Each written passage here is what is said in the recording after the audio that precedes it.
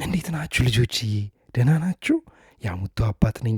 ዛሬም አዲስ ተረት ይዤላችሁ መጥቻለሁ። እናትና አባታችሁ ደግሞ ጎበዝ ናቸው፣ ምንም አይረብሹም፣ በጣም ጎበዝ ልጆች ናቸው ብለው ስለነገሩኝ ሌላ አዲስ ተረት ይዤላችሁ መጥቻለሁ። ዛሬም በደንብ ጸጥ ብላችሁ አዳምጡኝ እሺ ጎበዞች። ተረት አንድ በጣም ቀልደኛ ዝንጀሮ ነበር። ይሄ ዝንጀሮ ታዲያ አንድ ቀን በጠዋት ተነሳና ቁርስ ምን ልብላ ይሆን ብሎ አሰበና ከዛ እስኪ ወደ ጫካ ውስጥ ልሂድና የሚበላ ነገር ልፈልጋለ። ታዲያ መጀመሪያ ምን እንዳየ ታውቃላችሁ? ትልቅዬ ቸኮሌት አገኘ ሳር ውስጥ። ከዛ ቶሎ አለና ቸኮሌቱን ያሚ አለና በጣም ብዙ በላና ሲጣፍጥ አለ። ከዛ አሁንም የጠገብኩ ግን አይመስለኝም፣ እስቲ ልጨምር አለና እንደገና ጫካ ውስጥ መፈለግ ጀመረ ሌላ ምግብ። ዞር እያለ ሲፈልግ ከዛ ጁስ አገኘ፣ በጣም ትልቅዬ ካርቶን ውስጥ የተሞላ ጁስ። ከዛ እሱንም ሄደና ሲቀምሰው በጣም ስኳር አለ፣ ይጣፍጣል። ከዛ ጠጣው፣ እሱንም በጣም ብዙ ግን ስኳር አለው። አሁንም እሱን ጠጣ። አሁንም ሲያስብ አልጠጋብኩም፣ አሁንም እስቲ ትንሽ ዞር ልበል ጫካ ውስጥ አለ። አሁንም ጫካ ውስጥ ዞር ሲል በርገር የሚመስል ነገር አገኘ። ሲቀምሰው በጣም ብዙ ጨው አለው በርገር ውስጥ። ይሄም ያሚ ነው አለና በላው። አሁንም እሱንም አጠገቡ ደግሞ ዞር ሲል ቺፕስ ነገር አለ። እሱንም ሲቀምሰው በጣም ብዙ ጨው አለው። ጨው በጣም ወዳለሁ ኛም አለና አሁንም እሱንም በላ በጣም። ከዛ ጠገበ ሆዱ በጣም። ከዛ አሁንስ በቃኝ አለና ትንሽ እስቲ ደግሞ ልተኛ አለና ትኝት አለ። ከዛ ተኝቶ ሲነሳ ትንሽ ሆነ ዝንጀሮ። ከመብላቱ በፊት ትልቅ ነበረ።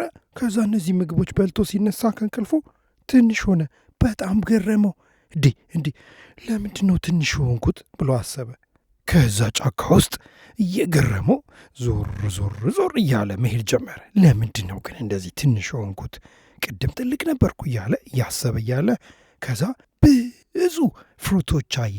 ብርቱካን፣ አፕል፣ ሙዝ፣ ፓፓዬ፣ አናናስ፣ ፔር፣ ቤሪዎች፣ ብሉቤሪና ስትሮቤሪ ብዙ ፍሩቶችን አየ። ከዛ በጣም መብላት ፈለገ እነሱንም። ከዛ ቶሎ አለና ሂዱ እነሱን ደግሞ መብላት ጀመረ። ብልት አርጎ ሲጨርስ አጠገቡ ለካ ወተትም አለ። ወተቱንም አነሳና ጥጥት አረገ። ከዛ ዞር ሲል እንደገና እርጎ አየ። እርጎውንም ብልት አረገ። ከዛ ሆዱ ጠገበ። አሁንም ሆዱ ሲጠግብ እንቅልፉ መጣ። ከዛ ተኛና ከእንቅልፉ ደግሞ ሲነሳ ትልቅዬ ሆኖ አገኘው ራሱን። ጡንቻ ወጣ፣ እግሩ፣ እጁ ትልቅዬ ዝንጀሮ ሆነ። ከዛ ገረመው።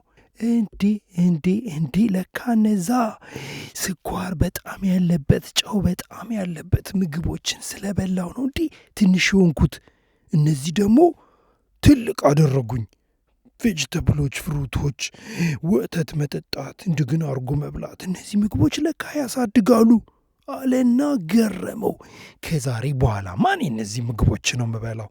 በጣም ስኳር ያለበት ጨው ያለበት ምግብ አልበላም አለና አሰበ። ከዛን ጊዜ በኋላም የሚበላው ምግብ ብዙ ጨው የሌለበት፣ ብዙ ስኳር የሌለበት ፍሩቶች፣ ቬጅተብሎች፣ ወተት፣ እርጎ፣ ቺዝ ምናምን ሆነ።